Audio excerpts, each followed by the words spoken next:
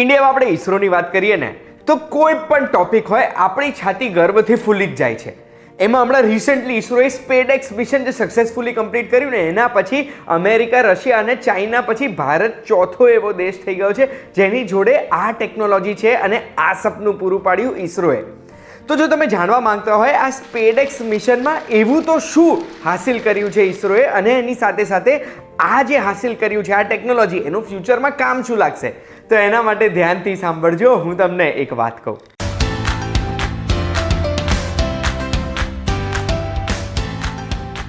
એક વાત કહું, આપનું સ્વાગત છે. મારું નામ છે ગુંજુ ઠક્કર અને આ સ્પેડએક્સ મિશનના વિશે જાણીને તમને બહુ જ મજા આવવાની છે. તો આ સ્પેડએક્સ મિશન છે શું? આ એક ટ્વિન સેટેલાઇટનું મિશન હતું, એટલે બે સેટેલાઇટ સ્પેસમાં છોડેલા હતા અને આ બંને સેટેલાઇટના 5 ઓબ્જેક્ટિવ હતા. પહેલો ઓબ્જેક્ટિવ હતો રોન્ડેવુ, એટલે બંનેવે એકબીજાની નજીક આવવું, અને ફોર્મેશન ફ્લાઇંગ એટલે એકબીજાની જોડે ઉડવાનું. આ ફોર્મેશન ફ્લાઇંગ કઠિન કેમ હોય? કારણ કે સ્પેસમાં આ સેટેલાઇટ્સ 28,000 કિલોમીટર પર અવરની સ્પીડથી ટ્રાવેલ કરતા હોય ત્યારે એકબીજાની નજીક આવવું અને નજીક આવીને જોડે ફ્લાય કરવું બહુ જ ડિફિકલ્ટ થઈ જતું હોય. પછી ખાલી ફોર્મેશનમાં ફ્લાય કરવાનું નહોતું, ડોકિંગ કરવાનું હતું. એટલે એકબીજાની સાથે મેકેનિકલ ડોકિંગ ઇક્વિપમેન્ટ જે હતી એનાથી જોડાઈ જવાનું હતું. જે જોડાયા પછી objective number 3 electrical power transfer, એટલે એક સેટેલાઇટમાંથી બીજાને ઇલેક્ટ્રિકલ પાવર પણ ટ્રાન્સફર થઈ જવો જોઈએ. આ ડોકિંગ થઈ જાય એના પછી કોમ્પોઝિટ એરક્રાફ્ટ કંટ્રોલ, એટલે કોઈ પણ એક સેટેલાઇટ બીજાને પણ કંટ્રોલ કરી શકવું જોઈએ. અને એના પછી 5મું અનડોકિંગ સક્સેસફુલી થવું જોઈએ. અનડોકિંગ થયા પછી દરેક સેટેલાઇટ પોતપોતાનો પેલોડ 2 વર્ષ માટે ચાલુ રાખવું જોઈએ. આ 5 ઓબ્જેક્ટિવ હતા આપણા સ્પેડએક્સ મિશનના. આ ઓબ્જેક્ટિવ્સની સાથે 30મી ડિસેમ્બર 2024ના દિવસે આપણા ઈસરોના PSLV એટલે આપણું ફેવરેટ રોકેટમાં 2 સેટેલાઇટ્સ લોડ કરવામાં આવી. SDX-01 એટલે ચેસર, જે ચેસ કરવાની હતી, અને SDX-02 એટલે ટાર્ગેટ, જેને ચેસર ચેસ કરવાનું હતું. એમ તો ટેકનોલોજીકલી બંને સેટેલાઇટ એકબીજાને ચેસ કરવા માટે તૈયાર હતી, ઇક્વિપ્ડ હતી, પણ ઈસરોએ સ્પેસિફિક કામ સોંપીને જ એમને લોડ કર્યા હતા સ્પેસક્રાફ્ટમાં. 30મી ડિસેમ્બરે ટેક ઓફ થયું. એના પછી બંને સેટેલાઇટને અલગ અલગ ઓર્બિટમાં 475 કિલોમીટર હાઇટ ઉપર 28,000 કિલોમીટર અવરની સ્પીડ ઉપર એમને મૂકી દીધા. એના પછી ધીરે ધીરે બંને સેટેલાઇટ એકબીજાની નજીક આવ્યા. જે પહેલું ઓબ્જેક્ટિવ હતું રોન્ડેવુ કરવાનું, ફોર્મેશન ફ્લાઇંગનું, એ ઓબ્જેક્ટિવ તો તરત જ અચીવ કરી કાઢ્યું. પણ જે 6ઠી જાન્યુઆરીએ એ લોકો ડોકિંગનું એક્સપેરિમેન્ટ કરવાના હતા, ટ્રાય કરવા માટેનું, એ પોસ્ટપોન કર્યું. 9મીએ થયું. 12મીએ 3 મીટરની અંદર આવી ગયા હતા બંને સેટેલાઇટ, પણ પછી 12મીએ પણ ડોકિંગ ના કરાયું. એના પછી એમને પાછા દૂર કરી દેવામાં આવ્યા અને છેલ્લે 17મી જાન્યુઆરી 2025ના દિવસે સક્સેસફુલી ડોક કરી દેવામાં આવ્યા. આ બંને સેટેલાઇટે ઓટોનોમસ ડોકિંગ કર્યું છે. એનો મતલબ છે કે આપણે અહીંયાથી કોઈ કમાન્ડ નથી આપ્યા રિમોટ કંટ્રોલથી કે ડોક કરવા માટે શું કરવાનું. એની સિસ્ટમ્સે ઓટોમેટિકલી જે સેન્સર્સ લાગેલા હતા એ સેન્સર્સથી ડોકિંગ કર્યું.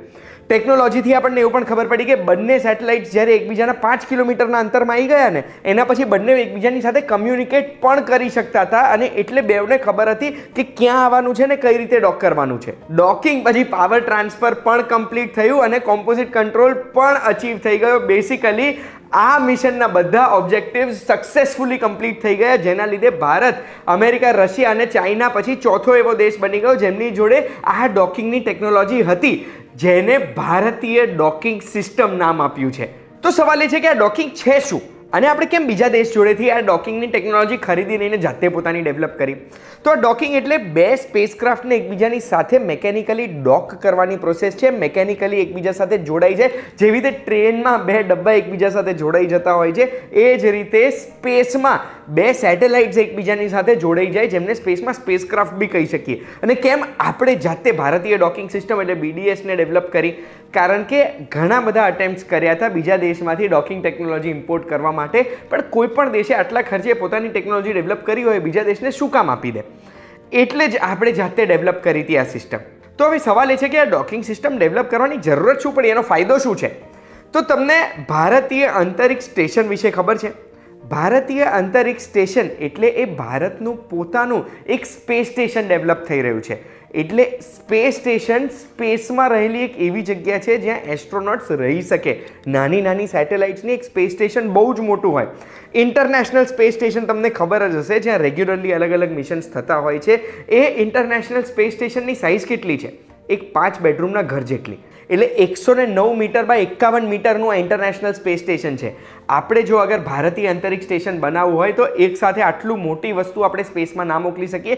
અલગ અલગ કમ્પોનન્ટ્સ મોકલવા પડે, જે કમ્પોનન્ટ્સ એકબીજાની સાથે ડોક થાય, અને ડોક થાય એના પછી જ એ કમ્પોનન્ટ્સ કામમાં લાગી શકે.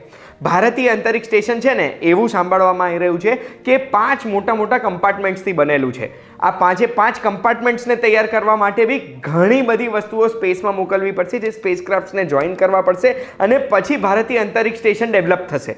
અને આ ભારતીય અંતરિક્ષ સ્ટેશનમાં એસ્ટ્રોનોટ્સને પહોંચાડવા માટે જે ગગનયાન મિશન પણ આપણે કરી રહ્યા છે, ગગનયાત્રીઓ તૈયાર થઈ રહ્યા છે, એ ગગનયાન મિશનને પણ આમાં ફાયદો થશે. ગગનયાન મિશનથી આપણે ભારતીય અંતરિક્ષ સ્ટેશન ઉપર ફૂડ સપ્લાય, ફ્યુલ કે બીજી કોઈ પણ એક્સપેરિમેન્ટ કરવી છે, બધું આપણે પહોંચાડી શકીશું. ને એના માટે પણ ડોકિંગ જરૂરી છે, અને ડોક થશે કોઈ પણ સ્પેસક્રાફ્ટ ત્યારે કોઈ એસ્ટ્રોનોટ અંદર જઈ શકશે. અને જૂના એસ્ટ્રોનોટ્સ જે સ્પેસક્રાફ્ટમાં ઓલરેડી છે સ્પેસ સ્ટેશનમાં, એ લોકોને પાછા લઈ શકશું આપણે પૃથ્વી ઉપર. એના સિવાય ચંદ્રયાન 4 મિશન પ્લાન થઈ રહ્યું છે. ચંદ્રયાન 4માં શું થશે તો ચંદ્ર ઉપર આપણો એક રોબોટ જશે, ચંદ્રના સેમ્પલ્સ કલેક્ટ કરીને પાછા પૃથ્વી ઉપર લાવવાનો છે. એના માટે પણ આ ભારતીય અંતરિક્ષ સ્ટેશન કામમાં આવશે આપણને. હવે આટલા સારા સમાચાર ને આટલા સક્સેસફુલ મિશન વિશે સાંભળીને તમે પેલા બંનેઓને ના ભૂલી જતા. કોણ બેવ? તો અરે આપણા ટાર્ગેટ અને ચેસર SDX-01 અને 02, એ બેવનું હવે શું થવાનું છે? તો એમાં તમને એવું કહી દઉં છું કે આજે ઈસરો એક ગુજરાતી વ્યક્તિ ચલાવતા હોય એવું છે, એક પૈસો વેસ્ટ નથી જવા દેતા. SDX-01 અને 02નો એક પાર્ટ શું હતો ઓબ્જેક્ટિવમાં કે બંને અનડોક થઈ જવા જોઈએ અને પોતપોતાનો પેલોડ છે 2 વર્ષ સુધી ચલાવવા જોઈએ. તો SDX-01નો પેલોડ છે એક એવો કેમેરા જે ફોટો અને વિડીયો લઈ શકે, અને એ પણ એક હાઈ રિઝોલ્યુશન કેમેરા છે જે કેમેરો પૃથ્વીના ફોટો અને વિડીયો લઈ શકશે. SDX-02માં શું છે? SDX-02માં છે મલ્ટી સેક્ટરલ પેલોડ, જે વેજીટેશન અને નેચરલ રિસોર્સનું ધ્યાન રાખશે પૃથ્વી ઉપર. એટલું જ નહીં, સ્પેસનું રેડિયેશનને પણ મોનિટર કરી શકશે. જે રેડિયેશનનો ડેટા આપણને મળશે એ ડેટા આપણા ગગનયાન મિશન માટે આપણને કામ લાગશે. બેસિકલી આપણે ઈસરોમાં કોઈ પણ વસ્તુ વેસ્ટ નથી જતી, અને ઈસરોનું નામ જે પડે એ અને ઈસરોનું નામ જેવું પડે એવું તરત જ આપણી છાતી ગર્વથી ફૂલી જાય છે. Thank you so much to all the scientists of ISRO. તમે આવી ટેકનોલોજીકલ ફીટ્સ અચીવ કરતા રહો એવી અમારી આશા છે. આ વિડીયોની માહિતીથી તમને સ્પેડેક્સ મિશન વિશેની જો પૂરેપૂરી માહિતી મળી ગઈ હોય ને, તો બસ આવી જ માહિતી માટે એક વાત કહું, જોતા રહેજો. આપણે ફરી મળીશું.